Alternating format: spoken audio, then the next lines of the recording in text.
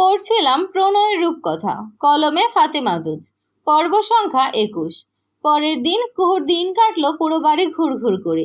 আজ সকাল থেকে তার ঘরের পাশে কাজ চলছে। খটখট সে শব্দে ঘরে থাকতে পারেনি সে। সন্ধ্যের দিকে লোকগুলো চলে যেতেই ও এসেছিল একটু ঘুমিয়ে নেবে বলে, কিন্তু সেই ঘুমটুকু আর হলো না। হৈ হৈ করে ঘরে প্রবেশ করলো কুঞ্জ। বাচ্চাটাকে দেখলেই কুহুর মায়া হয়, আদর করতে ইচ্ছে করে। এই বাড়ির সব থেকে সরল মানুষটা কুঞ্জ। ওর মধ্যে বাকিদের মতন হিংসে নেই, নেই স্বার্থ। কুঞ্জ এসেই গাল ভরাট করে হাসলো। কুহুপু, কুহুপু, দারুণ খবর আছে। দারুণ খবর? হুম হুম, মাথা কাত করে জানালো কুঞ্জ। কুহু হাসলো, বলল, কি খবর রে কুঞ্জ? তোর জন্য কোনো মেয়েটে এলো নাকি রে? জানিস তো, পাশের বাসার মেয়েগুলো তোকে খুব পছন্দ করে। আমাকে দেখলেই ওরা তোর কথা বলে। কুঞ্জর গাল দুটো একটু রঙিন হলো। কুহু হেসে বলল, তা কি খবর রে? রাত্রিপু এসেছে। রাত্রিপু এসেছে? হ্যাঁ, আমাকে তো বললো না। সাথে আবির ভাইও এসেছে। আবির ভাই এসেছে? বিস্ময়ে কুহু দাঁড়িয়ে গেল। কুঞ্জ বলল, হ্যাঁ। জানো আবির ভাইকে কি হ্যান্ডসাম লাগছে? বিদেশে থাকলেই বুঝি সবাই সুন্দর হয়ে যায়, দীপ্র দাদা ভাইয়ের মতন। শেষ কথায় কুহু ছোট করে তাকালো। কুঞ্জ বরাবরই কথার টন দীপ্রর দিকে টানে। দীপ্রকে এত ভালোবাসেও। নিচে নেমেই অভিমান ঢেলে দিলে কুহু বলল, বাবা, আমাকে জানাও নি। রাত্রি হেসে ফেলল ওর কথায়। অদূর থেকে আবির বলল, আমিই মানা করেছি। ওয়াও, তাহলে তো 16 কলা পূর্ণই হলো।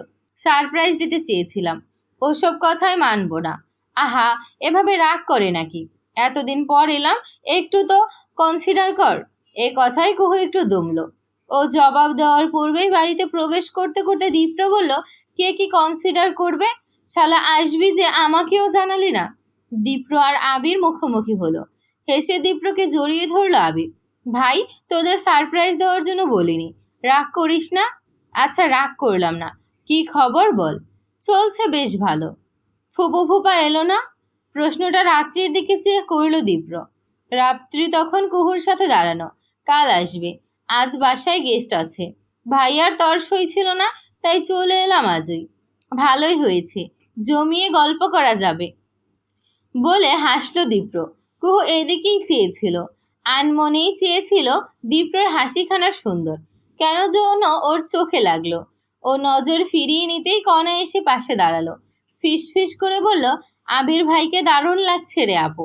তুই দীপ্র ভাইকে না চাইলে অন্তত আবির ভাইকে ট্রাই কর না প্লিজ।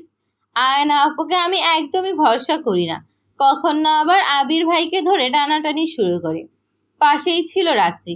ওর কথা শুনতে পেয়ে মুখ টিপে হাসলো। কুহু ধমকের সুরে বলল, তোর মাথায় সবসময় এগুলোই ঘোরে। ভাইয়াকে সাইয়া বানানোর ইচ্ছে আমার নেই, তুই ট্রাই কর। হ্যাঁ রে কণা, চাইলে ট্রাই করতে পারিস। আমার ভাই কিন্তু সুন্দর বলে পুনরায় হাসলো রাত্রি। কণা হতাশার মতন করে বলল, ছোট বলে চান্স নিতে পারছি না, বড় হলে ঠিক ঠিক ট্রাই করতাম। ওদের কথার মাঝে আগমন হলো আয়ানার। ও এসেই ঢং শুরু করলো। আবির বলল, বাপরে, আয়ানাকে তো চেনাই যাচ্ছে না। পুরোপুরি গ্রামের মেয়ে হয়ে গিয়েছিস রে। আয়ানার গায়ে সালোয়ার কামিজ ছিল, আজই পরা হয়েছে। গ্রামের মেয়ে কথাটা শুনে আয়ানার নাক ছিটকালো। ছি, গ্রামের মেয়ে? সত্যি গ্রামের মেয়ে লাগছে আমাকে? ওর ছি বলার ধরনটা সবারই চোখে লাগলো। ও নিজেও বোধহয় বিষয়টা বুঝতে পারলো। পরিস্থিতি বদলের প্রয়াসে বলল, না মানে আমাকে গ্রামের মেয়ে লাগবে? এটা ভাবতেই কেমন যেন লাগছে। গ্রামের মেয়ে কি খারাপ হয় নাকি আয়ানা আপু? ফট করেই বলে ফেললো কণা। আয়ানা একরাশ বিরক্ত হলো। একটু চিবিয়ে চিবিয়ে বলল, তুই কি ঝগড়া করতে চাস কণা? আমি সেরকম কিছু মিন করে তো বলিনি, তোমার কথার ধরনেই তো বোঝা যায়। আয়ানা রাগ হলো। ইচ্ছে হলো ঠাস করে মেয়েটাকে চর বসাতে। দীপ্র কণ্ঠের স্বর বদলে বলল, যে যার ঘরে যাও, ওরা মাত্র এসেছে, ফ্রেশ হোক, তারপর আড্ডা দেওয়া যাবে। মায়ের কানের কাছে এসে ঘ্যান ঘ্যান করতে লাগলো আয়ানা। আবিদা বিশাল বিরক্ত। থামবে তুমি? থামবো কেন? কণাকে আমি আসলেই চর মারবো, পরে আমাকে কিছু বলতে পারবে না। মারো, মানা করেছে কি? পরে দীপ্রকে হারালে কান্নাকাটি করতে আসবে না। এই এক জায়গাতেই আটকে যেতে হয় আয়ানাকে। ওর কান্না পায়, রাগ হয়। ও ঠোঁট কামড়ে বলে, ওই মেয়েটা আমার সাথে এমন কেন করে? ওর সমস্যা কি? আমাকে দেখতে পারে না একদমই, তুমিও দেখতে পারো না, দুজনেই সমান সমান। তুমি আবার ওদের সাপোর্ট করছো? সাপোর্ট করছি না, বাস্তবতা দেখাচ্ছি। দেখতে চাই না এমন বাস্তবতা। আমি নিজের রাগ নিয়ন্ত্রণ করতে পারছি না, ভালো লাগে না বলে চোখের পানি হাতের তালুতে মুছে নেয় আয়ানা। তারপর যেতে থাকে নিজের ঘরের দিকে। যেতে যেতে চোখ যায় ছাদের সিঁড়ির দিকে। কুহু ব্যস্ত হয়ে ফোন হাতে নিয়ে ছাদে উঠে চলেছে। আয়ানা এসে দাঁড়ায় সিঁড়ির কাছে। ছাদ অন্ধকার। কাজের সময় ছাদের লাইট কেটে গিয়েছে। লোকগুলো লাগাবে লাগাবে করে আর লাগায়নি। কুহু ফিস করে কথা বলছে, ভালো করে শোনা যাচ্ছে না। আয়ানা এবার আরো বেশি করে মনোযোগ দিতে যায়। ঠিক তখনই নিচ থেকে পায়ের শব্দ ভেসে আসে। কেউ আসছে। ও সতর্ক হয়, অন্ধকারের মধ্যে লুকোনোর জায়গা খুঁজতে থাকে। সিঁড়িতে বেশ কটা ড্রাম রাখা, চাল রাখা সেগুলোতে। উপায় না পেয়ে 2 ড্রামের মাঝে সংকীর্ণ যে খালি জায়গাটুকু, সেখানেই লুকিয়ে পড়ে। অন্ধকার আর তাড়াহুড়োতে হাতে বেশ অনেকটা ব্যথাও লাগে। ছাদের দরজা চাপানো ছিল, তা খুলে রাত্রি এগিয়ে যায়। কুহু ওকে দেখে বলে ওঠে, ঝামেলায় পড়েছি রাত্রি আপু, বড় ঝামেলায় পড়েছি। রাত্রির চোখে মুখে চিন্তার ছাপ। আয়না খালি জায়গা থেকে বের হয়ে আসে। হাতে অনেকটা ব্যথা পেয়েছে। ও ঠোঁট কামড়ে সামনের দিকে এগোয়। এভাবে ঘামছিস কেন? রাত্রিপো, রাত্রিপো। কুহুর কণ্ঠ কাঁপছে। রাত্রি ওর বাহু টেনে ধরে। কুহু, সব ঠিক আছে? আমার ভয় লাগছে রাত্রি আপু, ভয় লাগছে আমার।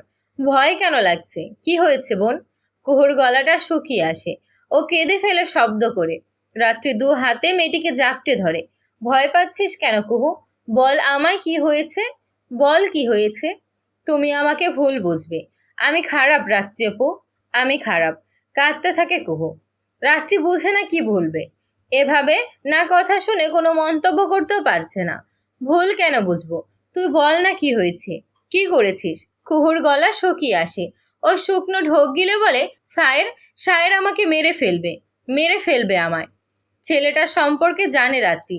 ও ভ্রু কুঞ্চিত করে বলে, ওর সমস্যা কি? পাগল হয়ে গিয়েছে। সম্পর্ক না করলে বাড়িতে সব বলে দেবে। কি বলবে? এবার কুহুর কান্নাটা আরো বেড়ে গেল। ওর কান্নাটা রাত্রিকে ভাবিয়ে তুলল। রাত্রি ভয়ার্ত গলায় বলল, কি ভুল করেছিস কুহু? পালাতে চেয়েছিলাম রাত্রি আপু, পালাতে চেয়েছিলাম আমি। সহসা এই কথাটা বলে ফেলল কুহু। রাত্রি বিস্ময়ে কথা হারিয়ে ফেলল। কুহু কান্নায় ভেঙে পড়ল, বসে পড়ল মেঝেতে।